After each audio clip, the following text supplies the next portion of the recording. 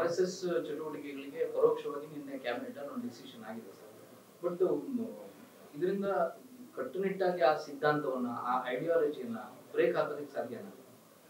ಈಗ RSS ಅನ್ನೋದು ನಾನು ಮೊದಲಿಂದನೂ ಹೇಳ್ತಾ ಇದ್ದೀನಿ, ಈಗಲೂ ಹೇಳ್ತೀನಿ, ಮುಂದೆನೂ ಹೇಳ್ತೀನಿ.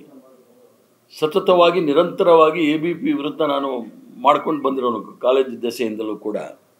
RSS ಒಂದು ನೋಂದಾಯಿತ ಸಂಸ್ಥೆ ಅಲ್ಲ, it's not a registered organisation.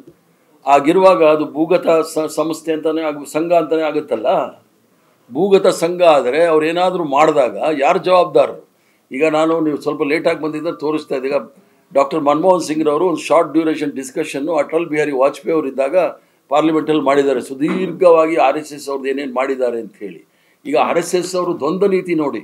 ಒಂದು ಕಡೆ RSS ಸಂವಿಧಾನ ಇದೆ ನೋಡಿ. ಸಂವಿಧಾನ ಏನು ಹೇಳುತ್ತೆ? The Sangh as such as no politics and it is devoted to purely cultural work. The individual Swayam Sevaks, however, may join any political party except such parties as believe in or resort to violent and secret methods to achieve their ends. Person owing allegiance to such parties or believing in such methods shall have no place in Sangha. ಇವರೆಲ್ಲ ಕಾಕಿ ಚಡ್ಡಿ ಹಾಕೊಂಡು, ಈಗ ಕಾಕಿ pant ಹಾಕ್ಕೊಂಡು, ಕರಿ ಟೋಪಿ ದೊಣ್ಣೆ ಹಿಡ್ಕೊಂಡು, ಸರ್ಕಾರದಲ್ಲಿರೋ ಮಂತ್ರಿಗಳು, ಸರ್ಕಾರಿ ಪೊಸಿಷನಲ್ಲಿ ತಗೊಂಡು ಪ್ರಧಾನಮಂತ್ರಿಯಿಂದ ಹಿಡಿದು ಲೀಡರ್ ಆಫ್ ಅಪೋಸಿಷನ್ ಅಶೋಕ್ರವ್ರಿಗೂ ಕೂಡ ಹಾಕಕ್ಕೆ ಇವ್ರ ಸಂವಿಧಾನ ಒಪ್ಪೋದಿಲ್ಲ. ಸಂಘದ ಸಂವಿಧಾನನೇ ಹೇಳುತ್ತೆ ನೀವು ಯಾರು ಅದನ್ನೆಲ್ಲ ಮಾಡೋಂಗಿಲ್ಲ ಅಂತೇಳಿ, ಪೊಲಿಟಿಕ್ಸಲ್ಲಿ ಪಾರ್ಟಿಸಿಪೇಟ್ ಮಾಡೋದಿಲ್ಲ ಅಂತಾರೆ. ಇಲ್ಲಿ ಸಂವಿಧಾನದ ಚೌಕಟ್ಟಿನಲ್ಲಿ ಪ್ರಧಾನಮಂತ್ರಿಗಳು ಕೂಡ ಪ್ರತಿಜ್ಞಾ ವಿಧಿಯನ್ನು ಪಾಲಿಸ್ತಾರೆ. ಇಲ್ಲಿ ಅಶೋಕ ಕೂಡ ಪ್ರತಿಜ್ಞಾ ವಿಧಿ ಪಾಲಿಸ್ತಾರೆ ಲೀಡರ್ ಆಫ್ ಅಪೋಸಿಷನ್ ಆಗಲಿಕ್ಕೆ. ಆದರೆ ಸಂವಿಧಾನಕ್ಕೆ ವಿರುದ್ಧ ಇಲ್ಲಿರ್ತಾರೆ, ಅಲ್ಲಿ ಸಂವಿಧಾನದ ವಿರುದ್ಧ ಇರ್ತಕ್ಕಂಥ ಸಂಘಟನೆಯ ಪೋಷಾಕಗಳನ್ನ ಹಾಕ್ಕೊಂಡು ಜನಗಳ ಮುಂದೆ ಮೆರವಣಿಗೆ ಮಾಡ್ತಾರೆ. ಇದು ಹಾಸ್ಯಾಸ್ಪದ ದ್ವಂದ್ವ ನೀತಿ RSSದು ಮತ್ತು ಭಾರತೀಯ ಜನತಾ ಪಾರ್ಟಿದು. ಯಾಕಂದರೆ ಇವ್ರಿಗೆ ಧೈರ್ಯವಾಗಿ ಹೇಳಲಿಕ್ಕೆ ಬರೋದಿಲ್ಲ. ಆದ್ದರಿಂದ ಇವ್ರು ಎಲ್ಲಿ ತನಕ ರಿಜಿಸ್ಟರ್ ಮಾಡಲ್ಲ ಅಲ್ಲಿ ತನಕ ಇದನ್ನು ಬ್ಯಾನ್ ಮಾಡಲೇಬೇಕಾಗುತ್ತೆ. ರಾಜ್ಯಸಭಾ ಮಾಂಡಿಗೆ ಅವರು, ನಾವು ಸರ್ಕಾರಿ ಜಾಗದಲ್ಲಿ ಗಣವೇಶದಲ್ಲಿ ಬೈಠಕ್ ಮಾಡೇ ಮಾಡ್ತೀವಿ, ಏನ್ ಮಾಡ್ತೀರಾ ನೋಡಿ. ಸರ್ಕಾರ ಕ್ರಮ ತೆಗೆದುಕೊಳ್ಬೇಕು. ಈಗ ಅದು it's not a registered organisation. ಯಾವುದೋ ಗಣಪತಿಗೆ ನಾವು ಇದನ್ನ ಪರ್ಮಿಷನ್ ತಗೊಳ್ಳಿಲ್ಲ ಅಂತ ಹೇಳಿದ್ರೆ ನೀವು ಅಲ್ಲಿ ಬಿಡೋದಿಲ್ಲ, ಎಲ್ಲ ಅಲ್ಲಿ ಚಪ್ರ ಗಿಪ್ರ ಎಲ್ಲ ತೆಗೆದುಕೊಂಡು ಹೋಗ್ತೀರಾ. ಅಥವಾ ಯಾವುದಾದ್ರೂ ಅಲ್ಪಸಂಖ್ಯಾತರ ಕಾರ್ಯಕ್ರಮ ಆದರೆ ಪರ್ಮಿಷನ್ ತಗೊಳ್ಳೋದು ಬಿಡೋದಿಲ್ಲ.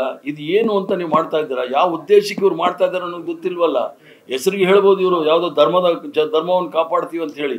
ಧರ್ಮವನ್ನೆಲ್ಲೂ ಇವ್ರು ಕಾಪಾಡ್ತಾ ಇಲ್ಲ, ಧರ್ಮದ ವಿರುದ್ಧವಾಗೇ ಇದ್ದಾರೆ ಇವರೆಲ್ಲ.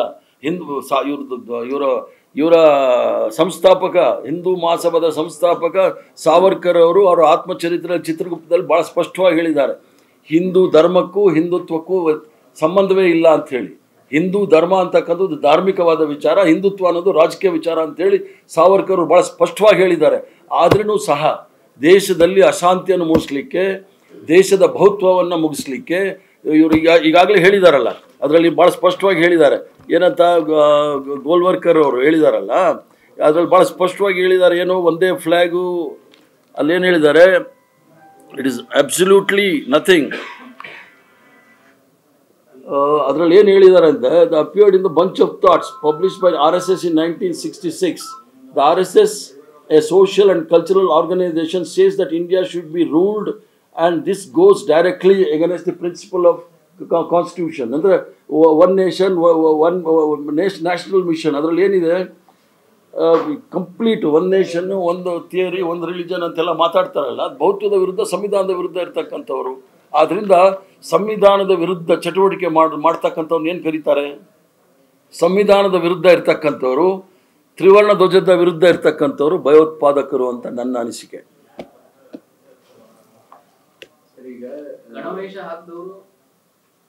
ಅವ್ರ ವೇಷ ಏನಾದರೂ ಹಾಕೊಂಡು ಹೋಗಲಿ, ಅದು ರಾಷ್ಟ್ರದಲ್ಲಿ ಎಲ್ರಿಗೂ ಸಹ ಏನು ಬೇಕಾದರೂ ವೇಷ ಹಾಕೋಬೋದು, ಅದಕ್ಕೆ ಸ್ವಾತಂತ್ರ್ಯ ಇದೆ. ಆದರೆ ವೇಷ ಹಾಕ್ಕೊಂಡು ಯಾರನ್ನಾದರೂ ಭಯ ಬೀಳಿಸೋದು, ಮೂಢನಂಬಿಕೆ ಆಗೋದು, ಅಥವಾ ಯಾರಿಗಾದರೂ ಥ್ರೆಟ್ ಮಾಡೋದು, ಇವೆಲ್ಲ ನಡೆಯೋದಿಲ್ಲ. ಆದ್ದರಿಂದ ಭಾಳ ಸ್ಪಷ್ಟವಾಗಿದೆ. ಗಣವೇಷನೂ, ಆ ಗಣವೇಷ ಹಾಕ್ಕೊಂಡು ಎಷ್ಟೆಷ್ಟು ಜನ ಈಗ ಇಷ್ಟೆಲ್ಲ ಮಾತಾಡ್ತಾರಲ್ಲ, ಇವರು ದೇಶದ್ರೋಹಿಗಳು ಇವೆಲ್ಲ ಮಾತಾಡ್ತಾರಲ್ಲ, ಈ ಪಾಕಿಸ್ತಾನಕ್ಕೆ ಗೂಢಚರ್ಯ ಮೂಲ ಅಂದರೆ ಕೆಲವು ರಹಸ್ಯ ದಾಖಲೆಗಳನ್ನು ಸಪ್ಲೈ ಮಾಡೋದ್ರಲ್ಲಿ ಯಾರು ಭಾಳಷ್ಟು ಜನ ಅರೆಸ್ಟ್ ಆಗಿರೋದು? ಕೆಲವು ಭಾರತೀಯ ಜನತಾ ಪಾರ್ಟಿ ಸದಸ್ಯರು ಇದ್ದಾರೆ. ಸೊ ಅದರಿಂದ ನಮಗೆಲ್ಲ ಹೇಳ್ಕೊಡೋದು ಬೇಕಾಗಿಲ್ಲ. ಅವರು ದೇಶ ಏನು, ದೇಶಭಕ್ತಿ ಏನು ಅಂತ ಹೇಳಿ ಯಾರೋ ಪ್ರಿಯಾಂಕಾ ಖರ್ಗೆ ಅವರು ಹೇಳಿದ್ದಕ್ಕೆ ಅವ್ರಿಗೆ ಥ್ರೆಟ್ ಗಿಟ್ ಮಾಡ್ತಾರಲ್ಲ, ಅದೇನು ಹೊಸದಲ್ಲ. ನನಗೂ ಸಹ ಥ್ರೆಟ್ ಗಿಟ್ ಬರುತ್ತೆ, ನಾವು ಅದಕ್ಕೆ ಭಯನೂ ಬೀಳೋದಿಲ್ಲ. ಇದೆಲ್ಲ ರಣಹೇಡಿಗಳ ಕೆಲಸ. ಫೋನಲ್ಲಿ ಥ್ರೆಟ್ ಮಾಡೋದು, ಸೋಷಿಯಲ್ ಮೀಡಿಯಾದಲ್ಲಿ ಹಾಕೋದು. ಧೈರ್ಯವಾಗಿ ಬಂದು ಮಾಡಬೇಕು, ಅದಕ್ಕೆ ನಾವು ಇದ್ದೀವಿ, ತಯಾರಿದ್ದೀವಿ. ಪಕ್ಕಾ ರಣಹೇಡಿಗಳು. ಅಷ್ಟೊಂದು ಶಕ್ತಿ ಇದ್ದರೆ ಬರಲಿ, ನಾನು ಕರ್ಕೊಂಡು ಹೋಗ್ತೀನಿ. ಕಾಶ್ಮೀರ್ ಬಾರ್ಡ್ರಿಗೂ ಕರ್ಕೊಂಡು ಹೋಗ್ತೀನಿ, ಚೈನಾ ಬಾರ್ಡ್ರಿಗೂ ಕರ್ಕೊಂಡು ಹೋಗ್ತೀನಿ. ನಾನೇ ಕರ್ಕೊಂಡು ಹೋಗ್ತೀನಿ ಅವ್ರಿಗೆ.